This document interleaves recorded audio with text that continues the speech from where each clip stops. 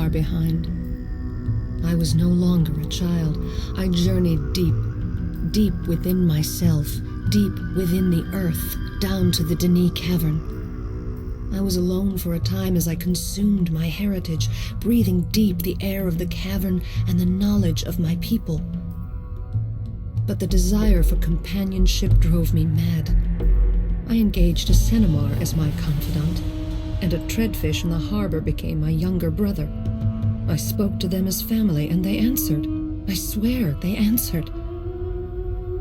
Then my mind took a final step into madness when I walked into the library on Agura and saw an old Denis man on the floor below me. Now I was imagining people to ease my loneliness. But he was no mirage. His name was Callum, and he was a Denis writer of ages. Trust did not come easily. There was conflict between us, between his ancient rules of Denis that I did not respect, and my creativity, which he feared.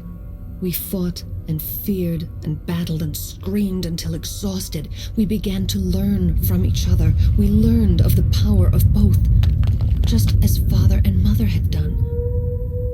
So I learned to write with all the skills that the Denis had known, beyond what my parents had taught me, for their lessons were given by a flawed instructor and by their own trial and error.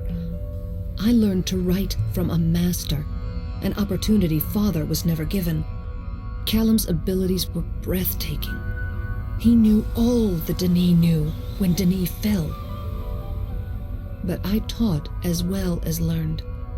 There were things that the Denis were forbidden to write, words they feared, concepts they shunned, rules and boxes. I had no cultural fear of such things, so I dug deeper, asking questions that Callum could not answer. And together we sought answers. That is how we learned of the barrow and the tablet. I learned of its power.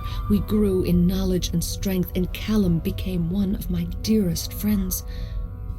I began to think that it was he who would be the grower.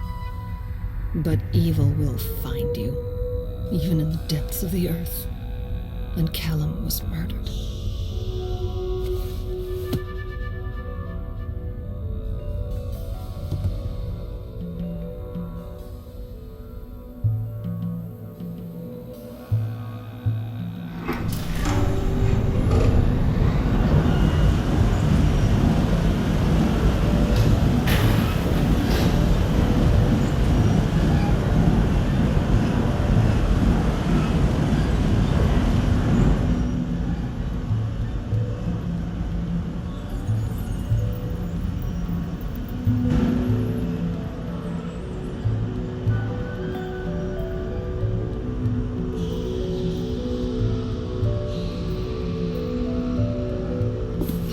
Is a gift.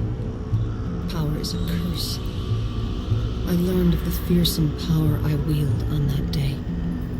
The day of Callum's death. In a fit of rage, I destroyed the murderer, and I destroyed my innocence. And again, I learned that most things cannot be returned to how they were. And my power continued to grow, even as I began to see that the prophecies of the grower might speak of me. My destiny began to be fulfilled, but there was still more. The least, abused, mistreated, misunderstood, ignored. They were mocked and scorned, and their hearts still show their pain. But they continue to serve. Such power they have, and yet they serve. They treated me with kindness, and I learned from them. They respected what I was becoming. With them, I learned new laws, new rules, and new powers. I used the powers to care for a tree to come, and the tablet allowed me to grow beyond Tiana, beyond father and mother, beyond Denis, beyond Callum. The tablet held them. The tablet chained them. The tablet held me. The tablet empowered me. I watched with them. I waited with them. I learned with them. I called them from captivity and grew while they gathered. Together we became both weak and strong. And then my time came. My time to take the tablet. My time to choose. I was ready. I felt the pull of holding it, of channeling and releasing the full power of the Barrow.